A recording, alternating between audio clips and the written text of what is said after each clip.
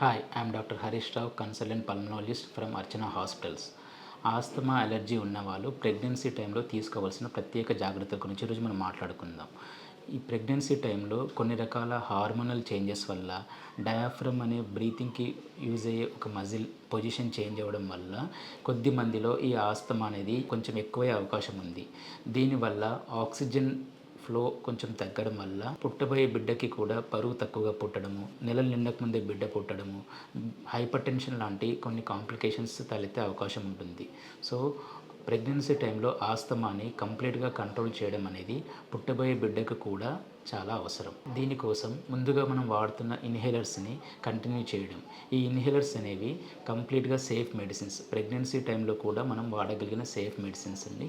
వీటిని మనం కంటిన్యూ చేయడము, ఇవి వాడుతున్నా కానీ ఇంకా ఆస్తమా లక్షణాలు కనిపిస్తే డాక్టర్ని కలిసి వాటిని మార్చడం ద్వారా కానీ ఇంకా ఇన్హేలర్ డోస్ మార్చడం ద్వారా దీన్ని పూర్తిగా కంట్రోల్లో చేయాల్సి ఉంటుంది. అలాగే ఆస్తమా అలర్జీని ట్రిగ్గర్ చేసే కారకాలు అంటే చల్లగాలి, దుమ్ము, పడని వస్తువులు తినకపోవడము, ఇలాంటి వాటికి కూడా కొంచెం దూరంగా ఉండడం వల్ల ఆస్తమా అనేది మనం ఎక్కువగా కాకుండా చూసుకోవచ్చు. సో ఇన్హేలర్స్ కంటిన్యూ చేయడము, తగిన జాగ్రత్తలు తీసుకోవడం ద్వారా ప్రెగ్నెన్సీలో ఆస్తమా ఉన్న వాళ్ళు కూడా ప్రెగ్నెన్సీని నార్మల్గా కంటిన్యూ చేసి దానివల్ల ఎలాంటి ఎఫెక్ట్ పడకుండా మనం చూసుకోవచ్చు.